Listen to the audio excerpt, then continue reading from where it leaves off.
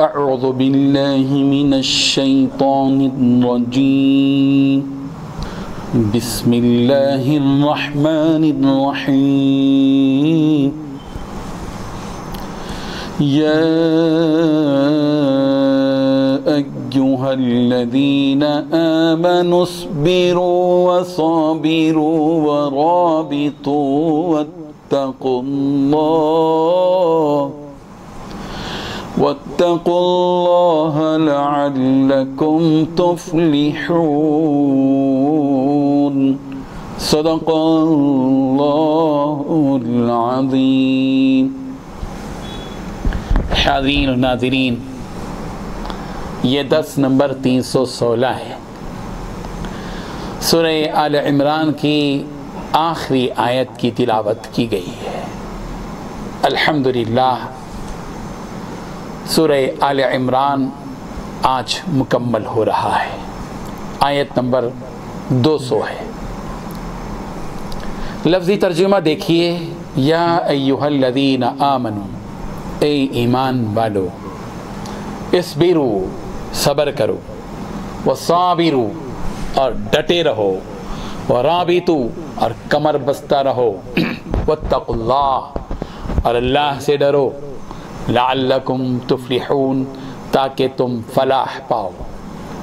ترجمہ یہ ہے، اہل ایمان کفار کے مقابلے میں ثابت قدم رہو اور استقامت رکھو اور مورچوں پر جمے رہو اور اللہ سے ڈرو تاکہ مراد حاصل کرو. بزرگان محترم، سورہ آل عمران کی اس آخری آیت میں اللہ تبارک و تعالیٰ نے 4 کاموں کا حکم دیا ہے. ایمان والوں سے خطاب کرتے ہوئے اللہ تعالیٰ نے 4 نصیحتیں کی ہیں. انہیں غور سے ہم سنیں. سب سے پہلے اللہ تبارک و تعالیٰ نے فرمایا، اے ایمان والو، صبر اختیار کرو. دوسرا حکم دیا کہ مقابلے کے وقت ثابت قدم رہو. اور تیسرا حکم دیا کہ سرحدوں کی حفاظت کے لیے جمے رہو، ڈٹے رہو. اور چوتھا حکم دیا کہ اللہ سے ڈرتے رہو تاکہ تم کامیاب ہو جاؤ. اس کی تفصیل یہ ہے کہ یہ جو 4 کاموں کا اللہ تبارک و تعالیٰ نے حکم دیا ہے، سب سے پہلے اللہ تعالیٰ نے ایمان والوں سے خطاب کیا، اے ایمان والوں. جب ایمان والوں کا تذکرہ کرتے ہوئے ایمان کی نسبت دے کر اللہ تعالیٰ ہمیں گفتگو کرتے ہیں، بات کرتے ہیں، تو ہمارے کان کھڑے ہو جانے چاہیے، دلوں کے دروازے کھل جانا چاہیے کہ رسمی طور پر ہم یہ بات نہ سنیں بلکہ اپنے رب سے کہیں کہ اے مولا بتائیے، آپ ہمارے ایمان کا واسطہ دے کر آپ ہم سے مخاطب ہیں، تو کیا آپ کہنا چاہتے ہیں؟ یا ایھا الذین آمنوا، اے ایمان والو، کان کھڑے ہو جائیں، جذبے سے آدمی اچھل جائے، میرا رب مجھ سے کیا کہنا چاہ رہا ہے. میرا مالک حقیقی جو مجھے رزق دیتا ہے، جس نے مجھے ایمان کی دولت عطا کی، جس نے مجھے پیدا کیا، جس نے میرے آنکھوں میں دیکھنے کی صلاحیت عطا کی، کانوں میں سننے کی صلاحیت عطا کی، زبان میں بولنے اور چکھنے کی صلاحیت عطا کی، جس نے ہاتھوں میں پکڑنے اور چھوڑنے کی، پیروں میں چلنے کی، اور دل و دماغ میں فیصلہ کرنے کی اور فیصلہ لینے کی قوت عطا کی. اے پروردگار، آپ بڑے ہی قادر مطلق اور مولا ہیں.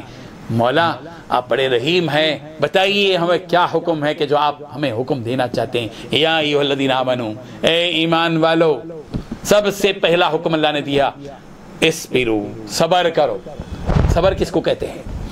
صبر یہ کہ آدمی نیک کاموں پر استقامت اور مضبوطی اور پابندی کے ساتھ قائم رہے اور گناہوں سے بچنے کا پورا اہتمام کرے، اور دین پر قائم رہنے میں جو تکلیفیں پیش آئیں اس میں شکوہ شکایت کی شکل اختیار نہ کریں بلکہ اللہ کے فیصلے پر راضی ہو جائے کہ رضیت باللہ ربا، میں اللہ کے رب ہونے پر راضی اور خوش ہوں. یہ ہے صبر.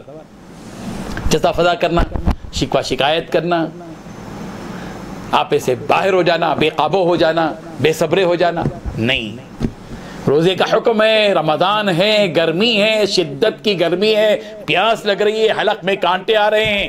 مومن و مسلمان کو اللہ تبارک و تعالی حکم دے رہے ہیں کہ صبر کرو، صبر کرو، اللہ کے اس فیصلے پر راضی اور خوش رہو کہ میرے مولا نے مجھے حکم دیا ہے، میں 1 گھونٹ پانی بھی اس وقت تک نہیں پیوں گا جب تک کہ مغرب کی اذان یا مغرب کا سیرن نہیں بجے گا، افطار کا سیرن نہیں بجے گا. یہ ہے صبر.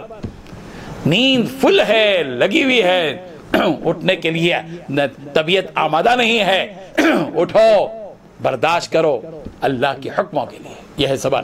اور دوسرا حکم دیا گیا وَالصَّابِرُونَ، دشمن کے مقابلے کا جب وقت آ جائے تو خوب جم کر مقابلہ کرو۔ عام حالات کے مقابلے میں جنگ کی صورت میں صبر کی اہمیت بھی اور اس کی فضیلت بڑھ جاتی ہے، اس لیے حکم دیا گیا کہ جمے رہو، ڈٹے رہو جب دشمن سے مقابلے کا وقت آئے۔ اور تیسری نصیحت یہ کی گئی کہ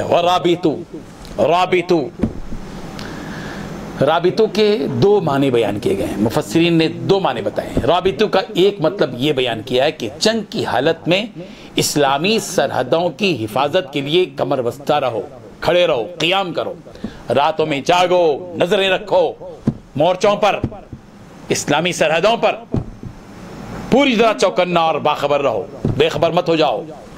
ایک معنی تو یہ، چنانچہ حضرت سہل بن سعد سعدی رضی اللہ عنہ سے روایت ہے کہ نبی کریم صلی اللہ علیہ وسلم نے ارشاد فرمایا کہ اللہ کے راستے میں ایک دن کا رابطوں سے رباط ہے۔ رباط کیا ہے؟ اللہ مورچوں کو سنبھالے ہوئے ٹہر جانا۔ ایک دن کا رباط دنیا و ما فیہا سے بہتر ہے، دنیا اور دنیا کی ساری چیزوں سے بہتر ہے، بخاری کی روایت ہے۔ حضرت سلمان رضی اللہ عنہ سے روایت ہے کہ نبی کریم صلی اللہ علیہ وسلم نے ارشاد فرمایا کہ ایک دن رات رباط ایک مہینے کے مسلسل روزے اور ایک مہینے کی تمام راتوں میں اللہ کی عبادت میں گزارنے سے بہتر ہے۔ اور اگر وہ اسی حال میں مر گیا تو اس کے عمل کا روزانہ ثواب ہمیشہ کے لیے جاری رہے گا، اور اللہ تبارک و تعالیٰ کی طرف سے اس کا رزق جاری رہے گا اور وہ شیطان سے مامون اور محفوظ رہے گا۔ اور رباط کا جو دوسرا معنی بیان کیا گیا کہ رابطوں کا مطلب ہے کہ نماز با جماعت کی پابندی کرو، ایسی پابندی کرو کہ ایک نماز کے بعد سے دوسری نماز کا انتظار شروع ہو جائے، کہ گویا دو نمازیں ایک دوسرے سے جڑی ہوئی ہیں، ربط ہے، رابطوں۔ فجر کی نماز پڑھی ظہر کے انتظار میں ہے کہ ظہر کی نماز کا وقت کب ہوگا، ظہر کی نماز پڑھی انتظار میں اب عصر کی نماز پڑھنی ہے، عصر کی نماز پڑھی اور انتظار میں مغرب کی نماز پڑھنی ہے، مغرب کی نماز پڑھی انتظار میں ہے کہ مجھے عشاء کی نماز پڑھنی ہے۔ یہ ہے رباط۔ حضرت ابو سلمہ بن عبد الرحمن رضی اللہ عنہ سے روایت ہے نبی کریم صلی اللہ علیہ وسلم نے ارشاد فرمایا کہ میں تمہیں وہ چیز بتاتا ہوں جس سے اللہ تعالیٰ گناہوں کو معاف کر دیں اور تمہارے درجات بلند کریں۔ وہ چیزیں یہ ہیں کہ وضو کو مکمل طور پر کرنا، باوجود یہ کہ سردی کی وجہ سے یا کسی زخم کے درد کی وجہ سے وضو کے اعضاء کا دھونا مشکل ہو، مگر جب بھی وہ پوری طرح وضو کرتا ہے، اور مسجد کی طرف کثرت سے جانا، اور تیسرا ہے ایک نماز کے بعد دوسری نماز کا انتظار۔ پھر فرمایا ذالکم الرباط، یہی رباط ہے، یعنی نماز کا پابندی کے ساتھ پورے اہتمام کے ساتھ پڑھنا۔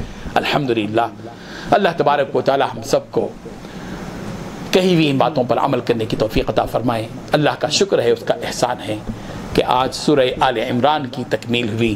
اللہ تبارک و تعالی ہمارے اس عمل کو جاری رکھے، استقامت کے ساتھ قرآن مجید کے اس درس کو تکمیل تک پورا کرنے کے اسباب اور اس کے وسائل اور اس کے درکار قوت و صحت ہم سب کو عطا فرمائے۔